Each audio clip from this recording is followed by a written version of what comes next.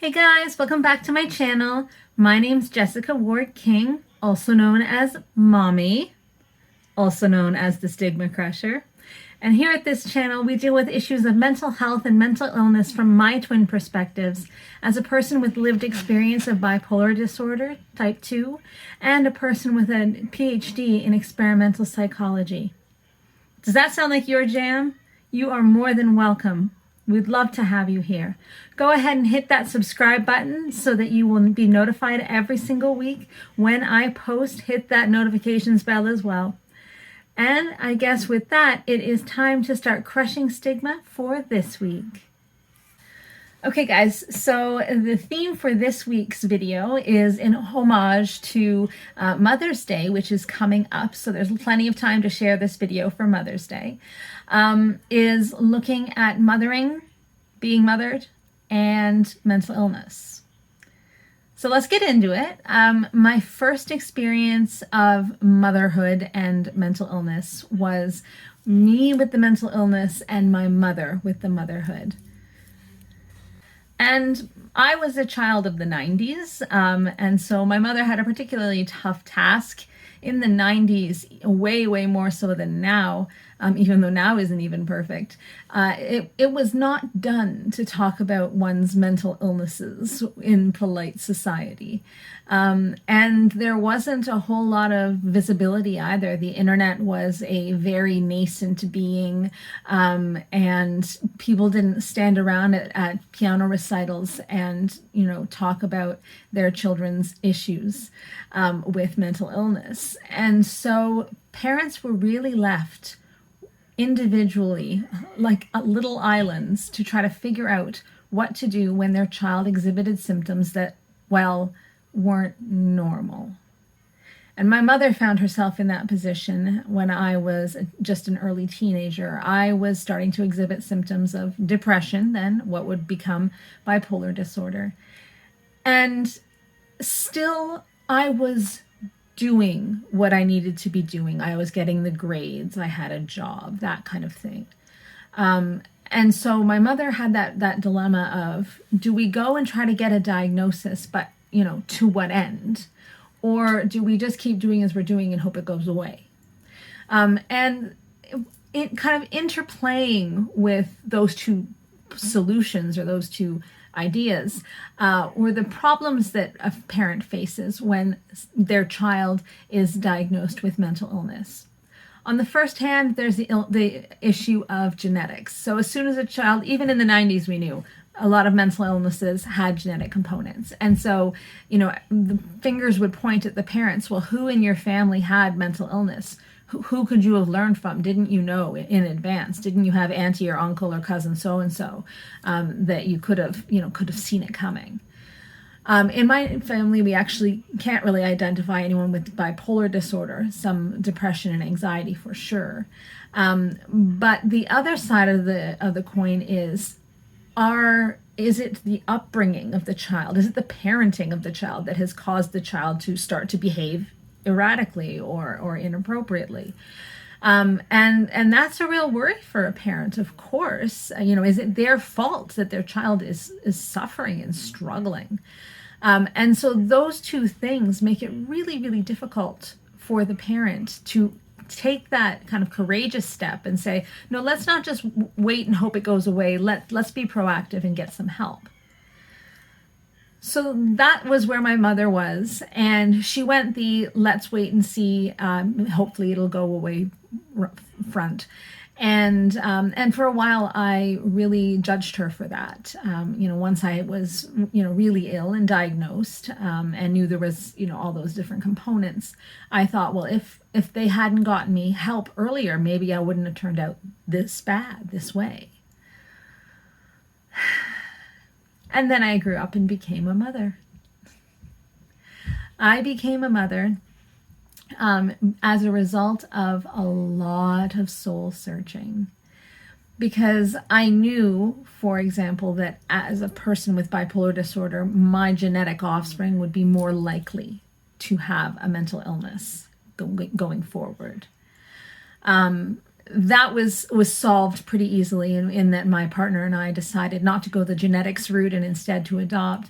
But the other part, could I be a good enough mother to raise a child that was healthy and strong despite or because of their whatever their biology and whatever their sociology gives them? Was I going to be able to hack it? Because let's face it, bipolar disorder is a relapsing and remitting disorder. I know I'm going to get ill and then get well and then get ill again, kind of over and over. And so the way I toughed this out with therapy with my spouse, and kind of came to the conclusion that number one, parents are not perfect. None of them. Not even the cheerleaders and the jocks. No parent is perfect. And so to expect myself to have a perfect performance as a parent is completely unreasonable. The second piece that I wanted to think about was I able to have something to give to a child? As a mother, would I be able to contribute to nourish, to help grow the soul and the mind of my child? And absolutely, I did believe that is something I could do. And finally, the question about relapse. When I did relapse, because I do. So when I relapse, do I have a care plan, a care team, a strong marriage, friends to support me and make sure that I am able to give what I need to be giving to my child, while I'm also able to get what I need to get better each time? That one caused me pause because, of course, I was terrified of relapse. I was terrified of what that might look like. But since I've had it many times over, I realize now that it's nothing to be afraid of, for me at least. I can't speak for everyone, but for me, it's nothing to be afraid of. That children are very resilient, and spouses are very resilient as well. And I myself am very resilient, even though I don't always see it, and am able to still give my child what my child needs, even when I am not doing 100%. So I became a mom, and I'm a mom to now an 8-year-old beautiful little boy, full of life, full of beans too sometimes. And I actually found myself, as irony would have it, in exactly the same situation that my mother was in when she started. And that was that my son was beginning to exhibit signs and symptoms of mental illness. And I know I'm the stigma crusher, right? It's supposed to be super obvious. But the actual experience of being a parent and the visceral experience of having these decisions to make can cause anyone to forget where they're coming from or going. And so I found myself with guilt. How could I let this happen? Why couldn't I just teach him out of it or love him out of it or something? I mean, I'm smart. I've got lots going for me. Why couldn't I fix this? Why didn't I see it in advance? I had shame that my child would end up having a mental illness. Maybe did I cause it? Did he catch it, sort of, so to say, from me and from the way that I behave and the way that I think? And so I found myself heavily stigmatizing myself, my beautiful boy, before I shook myself out of it and said, wait a minute, guilt, shame, fear, that this is stigma. And so, yes, we went the route of diagnosis. And yes, I'm glad that I did, because my son is thriving with the assistance of additional teaching methods, with the assistance of medication, with the assistance of someone to talk to. He's really thriving. And I do find myself at piano recitals, so to say, and just casually mentioning, oh well, my boy with his ADHD brain And it never fails to spark others into life and say, yes, me too. Oh, wow. And have those conversations. So that's hard fought, stigma crushing right there. And so I have my diagnosed with ADHD and anxiety beautiful boy. And I had to remind myself that a psychiatric illness is an illness, not a moral dilemma. And I had to remind myself that this is not about me. This is all about him and how we can empower him to live his best life. And I had to remember that I need to always be advocating for my child, that that is my primary role, my primary goal in life.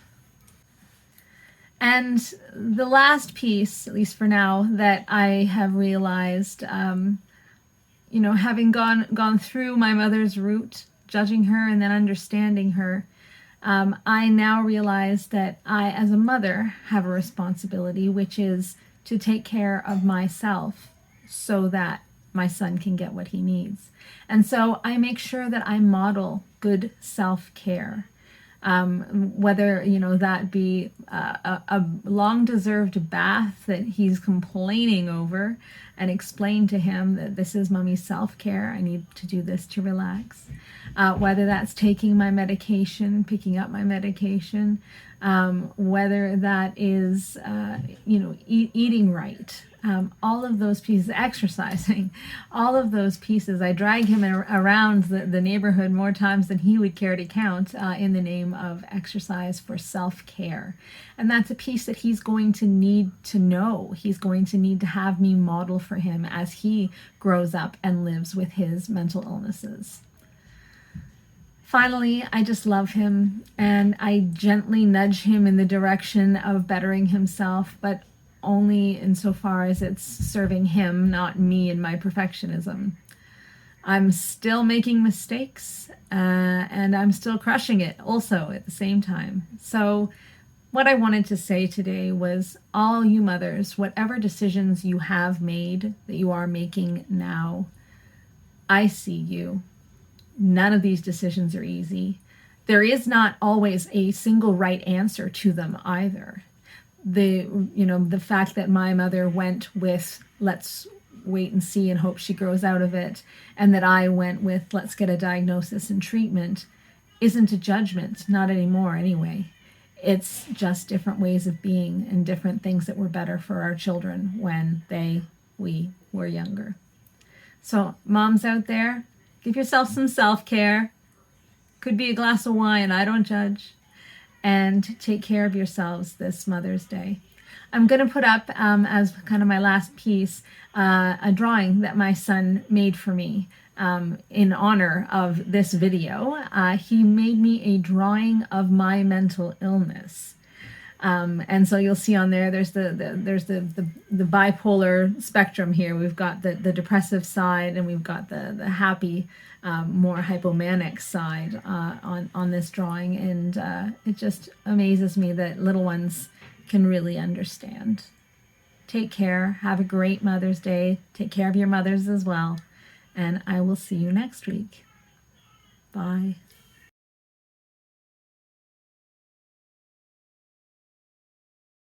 Stigma Crusher.